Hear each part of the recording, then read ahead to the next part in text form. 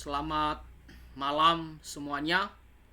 Kita bersyukur malam hari ini kita bisa kembali untuk datang belajar kebenaran firman Tuhan dalam kegiatan BFT setiap Selasa sampai Jumat jam 9.30 malam. Dan malam ini puji Tuhan kita sudah sampai di kitab 1 Petrus pasal 3. Kita akan belajar ayatnya yang ke-8 sampai ayatnya yang ke-12. Judul pembahasan kita malam hari ini yaitu kasih dan damai. Nah, saudara-saudara, jikalau ada yang mau bertanya yang kurang jelas tentang firman Tuhan ataupun bagian firman Tuhan yang lain di luar pembahasan kita ini ataupun mengenai isu-isu Kristen, silakan ditulis di kolom komentar. Dan kalau ada saudara-saudara juga yang mau mendengarkan firman Tuhan, pengajaran firman Tuhan yang lain, bisa masuk ke channel YouTube saya, Jansel Lisman Dahi. Bisa dilihat di tulisan yang sedang berjalan. Nah, sebelum kita belajar firman Tuhan, mari kita berdoa terlebih dahulu. Bapa di sorga, terpujilah Tuhan sampai selama-lamanya. Kami sangat bersyukur malam hari ini kami bisa datang untuk mendengarkan firman Tuhan. Berkati kami ya Tuhan supaya kami bisa mengerti firman Tuhan dan kami bisa melakukan sesuai dengan kehendak-Mu. Ampunilah segala dosa dan pelanggaran kami.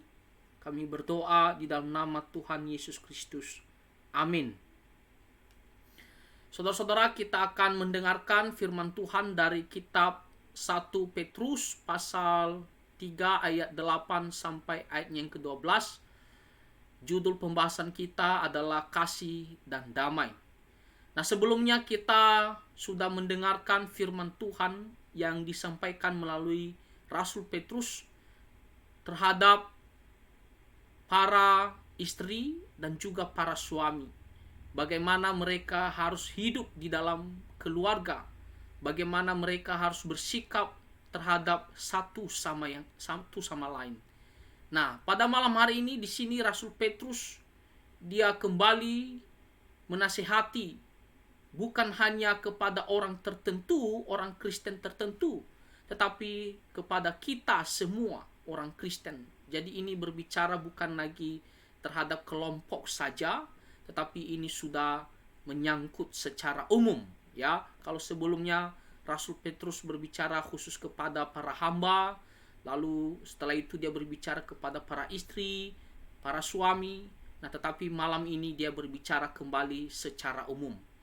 Nah, apa yang dikatakan firman Tuhan di ayatnya yang ke-8, dan akhirnya hendaklah kamu semua seia sekata, seperasaan, mengasihi saudara-saudara, penyayang dan rendah hati.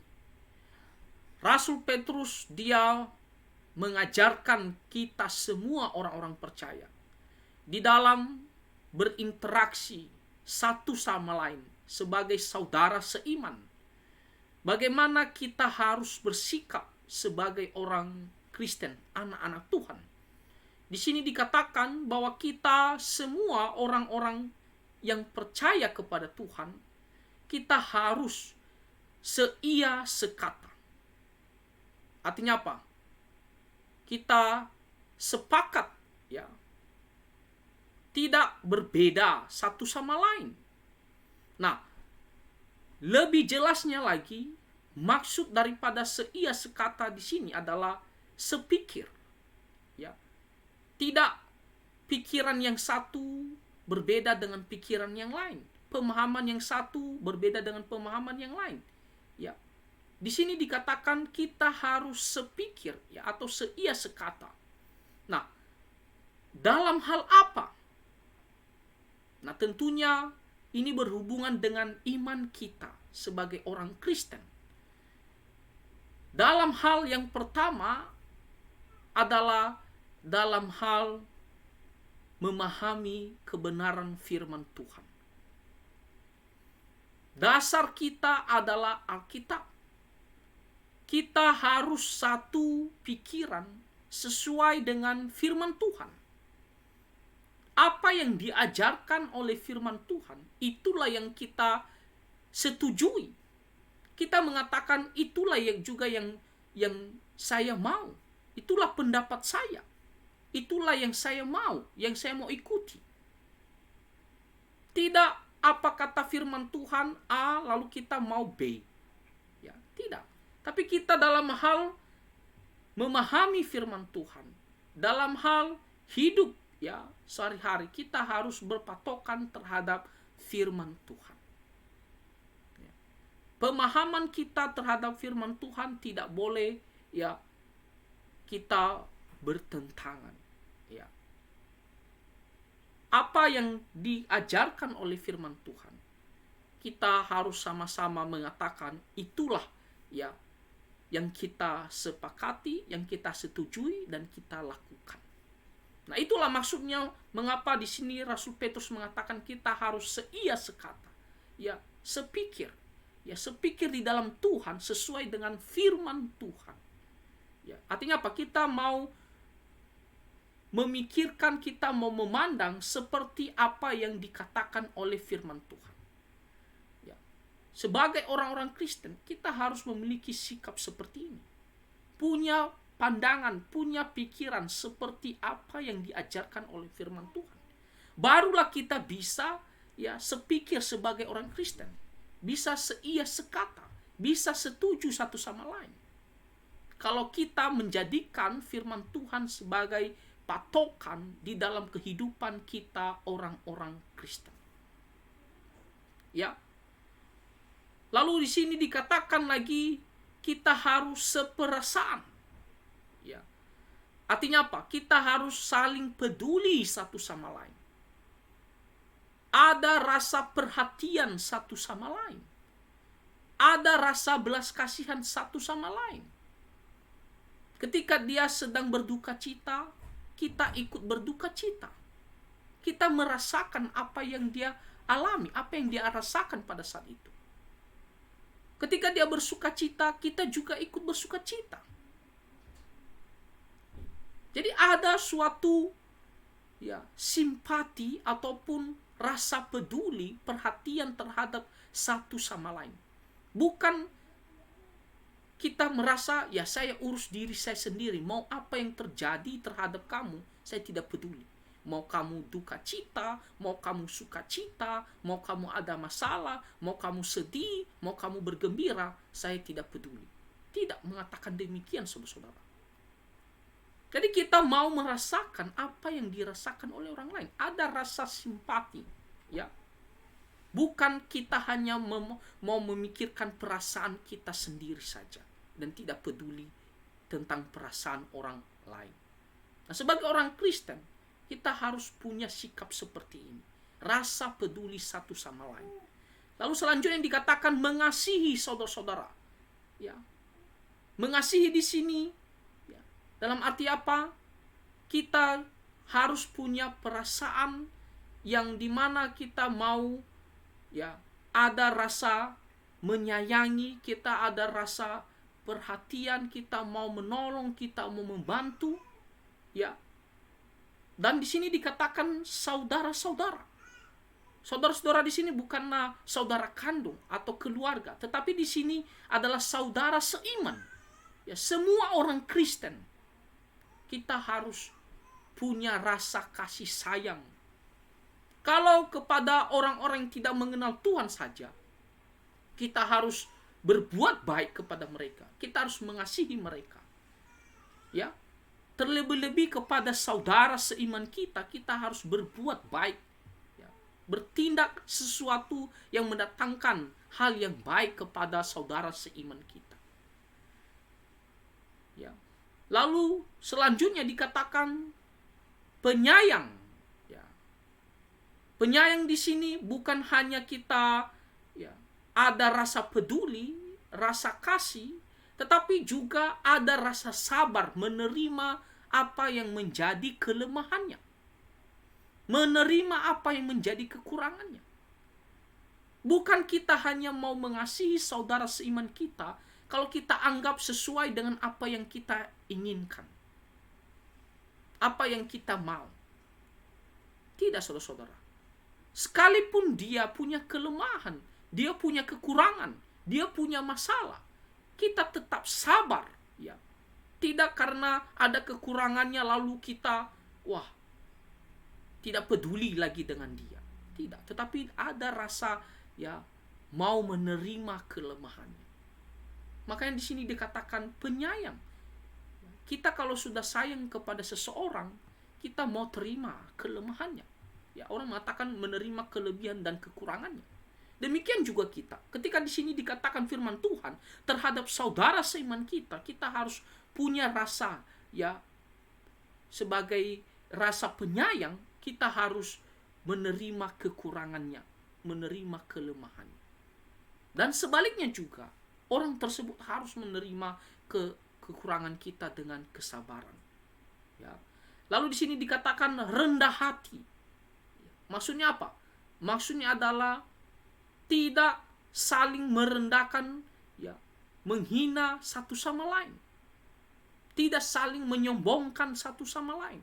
Dengan mengatakan, saya punya kelebihan begini, dan kamu itu tidak ada apa-apanya dibandingkan saya. Lalu kita hina dia, kita ucapkan kata-kata kasar kepada dia, kita tidak sopan lagi kepada dia, kita kurang ajar terhadap dia.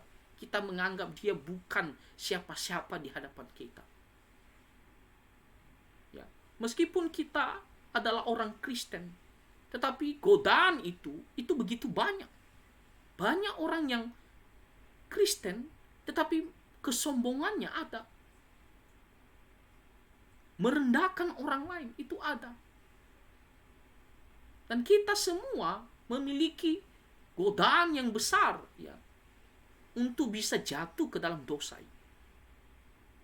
Tidak ada rendah hati terhadap satu sama lain. Nah, saudara-saudara, kita sebagai orang Kristen terhadap saudara-saudara kita tidak boleh meninggikan diri lalu merendahkan dia, menghina dia. Tidak, saudara-saudara, karena kita adalah saudara. Tetapi sebaliknya kita harus saling menghormati satu sama lain.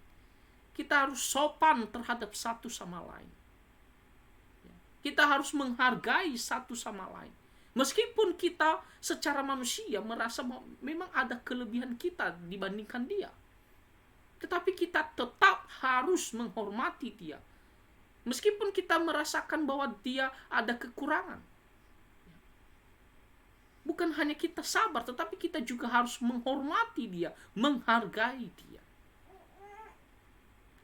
Itulah yang Tuhan inginkan bagi kita semua orang Kristen. Di dalam berhubungan, berinteraksi satu sama lain sebagai saudara seiman. Kita harus sepikir, satu pandangan, satu tujuan, satu pikiran, yaitu sesuai dengan firman Tuhan. Kita harus seperasaan, ada rasa peduli, perhatian terhadap satu sama lain. Kita harus mengasihi saudara-saudara kita seiman lebih besar dibandingkan dengan kasih kita kepada orang-orang yang belum percaya kepada Tuhan. Memang kita harus mengasihi semua orang, termasuk orang yang tidak percaya kepada Tuhan, tapi lebih-lebih kepada saudara seiman kita. Dan kita harus penyayang, dalam arti apa? Kita harus sabar, menerima apa yang menjadi kekurangan, apa yang menjadi kelemahan saudara seiman kita. Dan kita harus rendah hati, menghargai, menghormati satu sama lain, tidak menyombongkan diri. Nah, ayat selanjutnya dikatakan, dan janganlah membalas kejahatan dengan kejahatan. Sekalipun orang melakukan kejahatan kepada kita, melakukan sesuatu yang menyakiti hati kita, maka di sini dikatakan jangan membalas kejahatan dengan kejahatan. Kita harus sabar, menahan diri. Mengapa kita harus sabar? Yang pertama, karena Tuhan Yesus pun ketika dia dicaci maki, ketika dia dihina, dia sabar, dia tidak membalas kejahatan mereka. Kalau Tuhan kita sendiri, dia melakukan itu, dia memberikan teladan bagi kita, maka kita anak-anaknya harus mengikuti seperti Tuhan Yesus. Yang kedua, kenapa kita tidak boleh membalas kejahatan dengan kejahatan?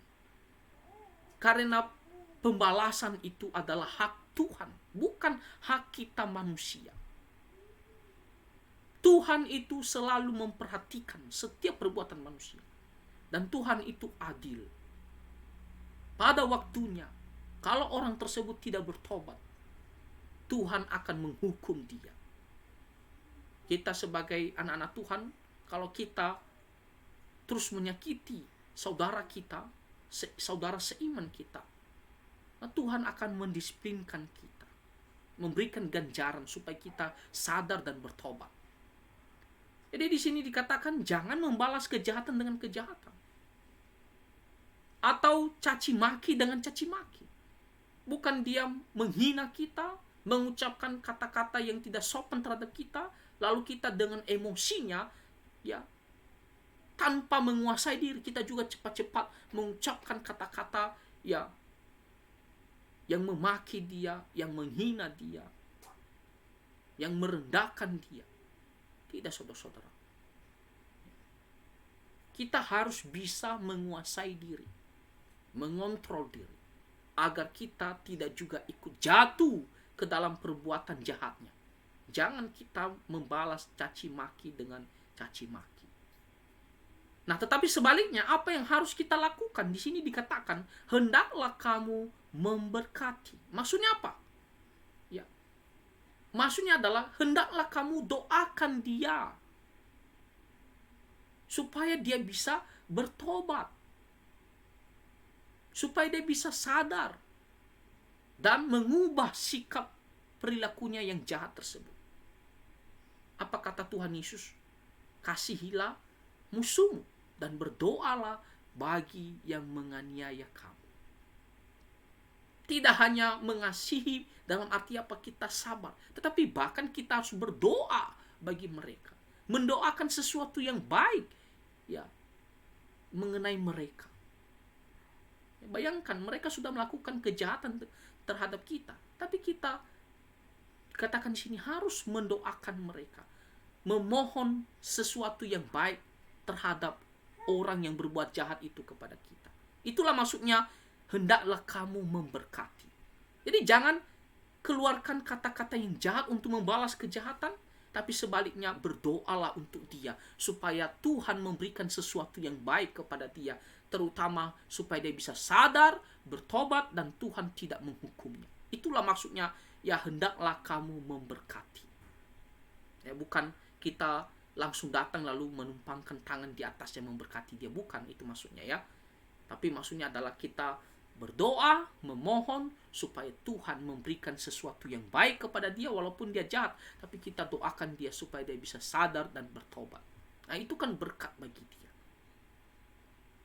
Di sini dikatakan karena untuk itulah kamu yang dipanggil, yaitu memperoleh berkat. Nah, orang yang selalu hidup tidak membalas kejahatan dengan kejahatan, orang yang selalu sabar, tentunya juga akan mendapatkan berkat daripada Tuhan. Tuhan itu juga adil. Bagi yang jahat, yang tidak mau bertobat, Tuhan pasti akan hukum mereka. Tapi bagi kita, yang dimana selalu sabar dan bahkan mendoakan orang yang berbuat jahat kepada kita, Tuhan pun akan memberkati kita. Tuhan akan membalaskan kebaikan kita. Ya, makanya di sini dikatakan karena untuk itulah kamu dipanggil. Karena untuk itulah kita menjadi orang Kristen, untuk mendapatkan berkat daripada Tuhan. Bukan kita dipanggil supaya kita dihukum ataupun mendapatkan kutukan daripada Tuhan. Bukan. Kita diselamatkan di dalam Tuhan Yesus Kristus untuk mendapatkan berkat. Dan salah satu cara mendapatkan berkat itu adalah kita melakukan firman Tuhan ini. Tidak mau membalas kejahatan dengan kejahatan, dan mau mendoakan orang-orang yang menganiaya kita. Nah, Tuhan itu melihat kita dan Tuhan akan memberkati kita. Jadi jangan merasa, oh saya merasa rugi loh, dia sudah merugikan saya, masa saya biarkan begitu saja, saya berdiam diri, oh saya tidak terima, saya harus balas ya kepada dia. Secara manusia kan kita cenderung melakukan seperti itu. Kita merasa kita dirugikan sekali dan hati kita tidak mau terima. Saudara-saudara, ingatlah Tuhan Yesus sendiri pun waktu dia dihina, dia tetap sabar. Tuhan kita memang sulit ya, untuk kita bisa sabar, tapi kita belajar memohon pertolongan Tuhan. Saudara-saudara, ayatnya yang ke-10 dikatakan, siapa yang mau mencintai hidup dan melihat hari-hari baik, ia harus menjaga lidahnya terhadap yang jahat dan bibirnya terhadap ucapan-ucapan yang menipu.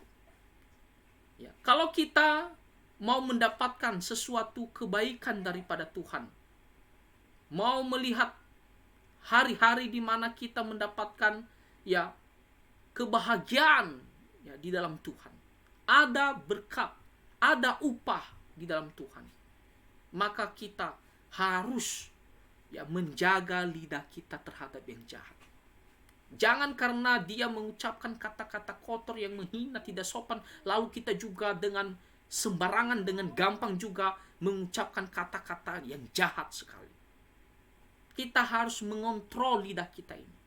Memang lidah itu ya tidak bertulang, ya, tetapi sangat menakutkan karena dia bisa hanya dengan lidah saja bisa ya mendatangkan sesuatu yang buruk.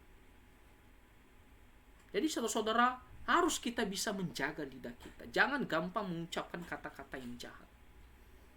Dan bibirnya terhadap ucapan-ucapan yang menipu. Ucapan-ucapan yang memfitnah. Berbicara dusta. Ya. Ucapan-ucapan yang hanya mau menipu orang lain untuk mendatangkan keuntungan bagi dirinya sendiri. Ucapan-ucapan yang berbohong. Kita harus menjauhkan hal itu dari bibir kita, saudara-saudara. Ya. Kita sebaliknya harus punya ya perkataan yang jujur, menggunakan bibir kita ini sebaik-baiknya. Makanya firman Tuhan mengatakan kita harus keluarkan kata-kata yang membangun, kata-kata yang baik, bukan kata-kata yang menjadi batu sandungan, kata-kata yang jahat.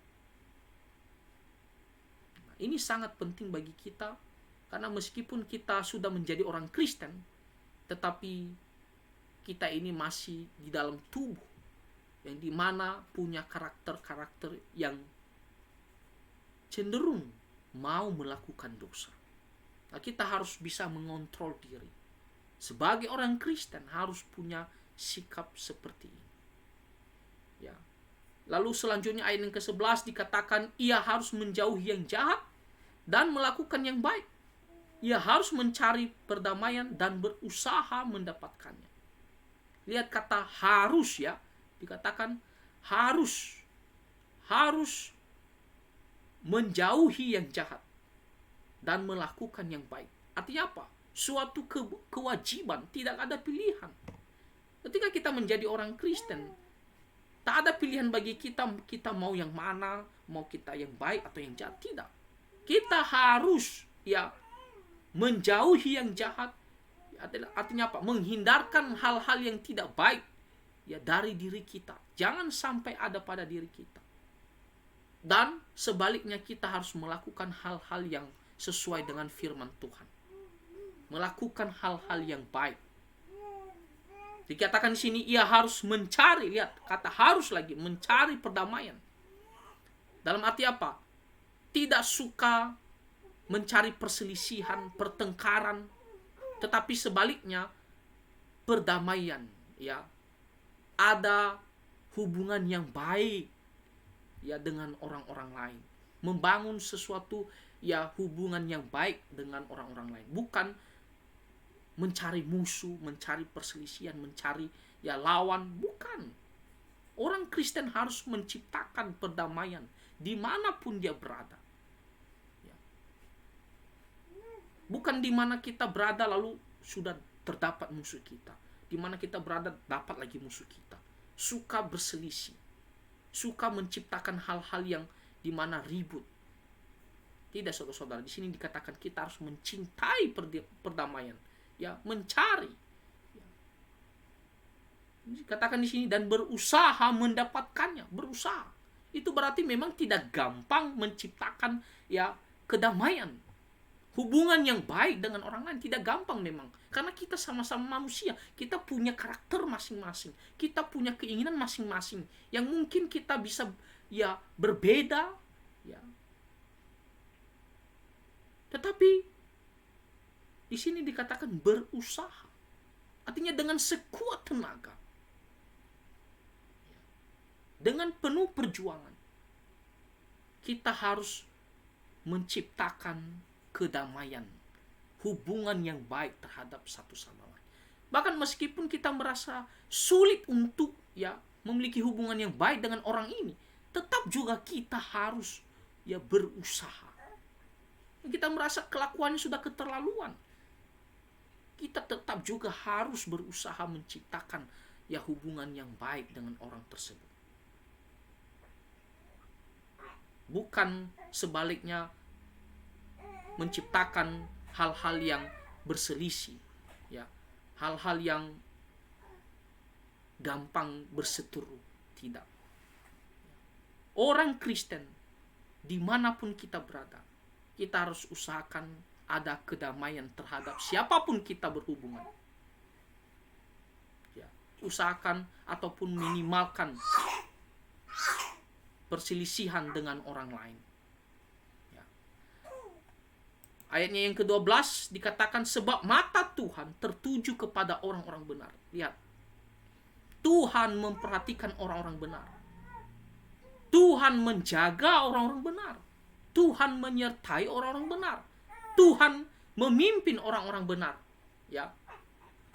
Orang benar di sini bukan hanya percaya kepada Tuhan Yesus Kristus, tetapi dalam kehidupannya dia sungguh-sungguh mau taat firman Tuhan. Itulah maksudnya di sini orang benar, bukan pembenaran karena kita percaya kepada Tuhan Yesus. Itu memang orang benar juga disebut di situ. Tetapi di sini kita benar percaya kepada Tuhan Yesus dan hidup kita sungguh-sungguh taat firman Tuhan.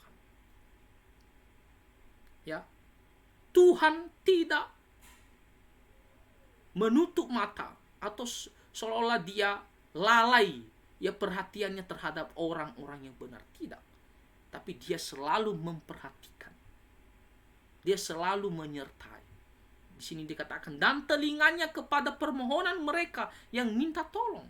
Bahkan kalau kita pun dalam pergumulan, dalam kesusahan, dalam kesulitan, ketika kita berdoa kepada Tuhan, kalau kita dalam kehidupan kita ada berusaha untuk hidup taat firman Tuhan, maka dikatakan di sini telinga Tuhan, dia akan mendengarkan permohonan kita.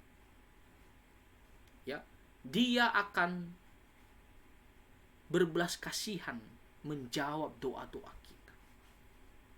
Karena kita mau hidup sesuai dengan kehendaknya. Nah, inilah salah satu faktor di dalam doa-doa kita. Apakah Tuhan akan mau menjawab atau Tuhan tidak mau menjawab? Itu tergantung bagaimana kita hidup dalam kehidupan sehari-hari.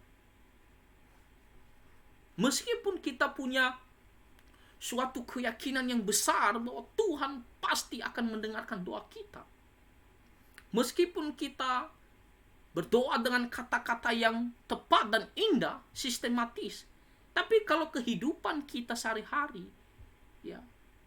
suka melalaikan firman Tuhan, bagaimana Tuhan akan mendengarkan doa kita? Jelas sekali kemungkinan besar Tuhan tidak akan mendengarkan doa kita.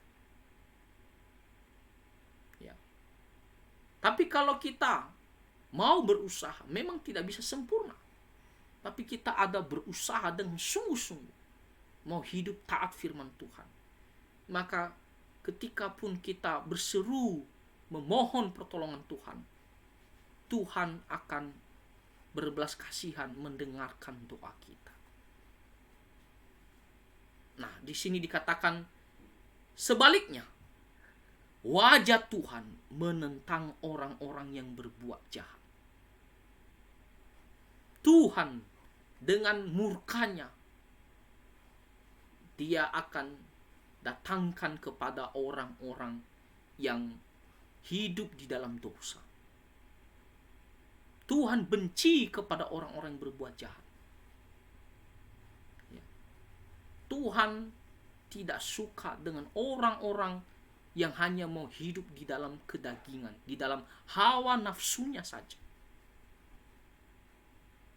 Di sini dikatakan Tuhan menentang. Bukan hanya benci, tapi Dia akan melawan mereka. Dia akan menghukum mereka. Dia akan membinasakan orang-orang yang berbuat jahat. Orang-orang yang tidak ada pertobatan. Bahkan ketika mereka berdoa pun, ya, firman Tuhan mengatakan doa mereka, orang-orang fasik, orang-orang jahat, seperti sesuatu, ya, kejijikan di hadapan Tuhan. Tuhan tidak suka, Tuhan benci. Karena hidupnya hidup di dalam dosa. Jadi inilah sebuah pelajaran bagi kita juga. Kalau Tuhan mau, ya, kalau kamu mau Tuhan dengarkan doa kita, ya, maka dalam kehidupan kita harus mau sungguh-sungguh hidup taat firman.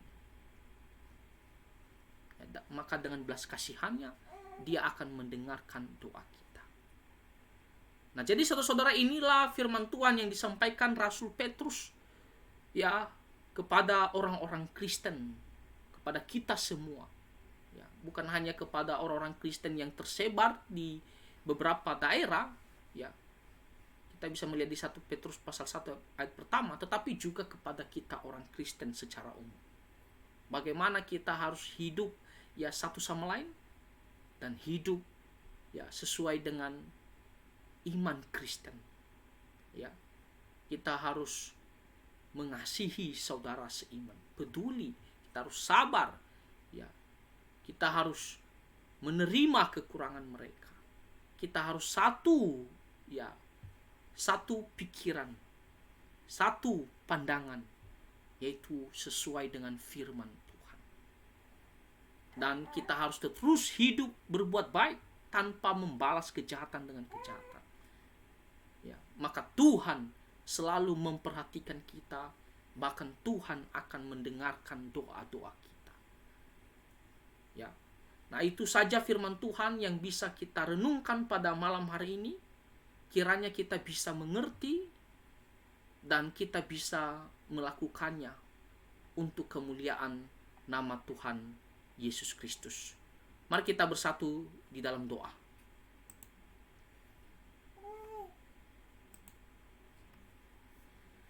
Bapa di sorga, kami sangat bersyukur untuk firman-Mu pada malam hari ini. Tuhan, ajarlah kami untuk hidup sebagai orang Kristen, anak-anak Tuhan, di dalam bersikap terhadap satu sama lain sebagai saudara seiman.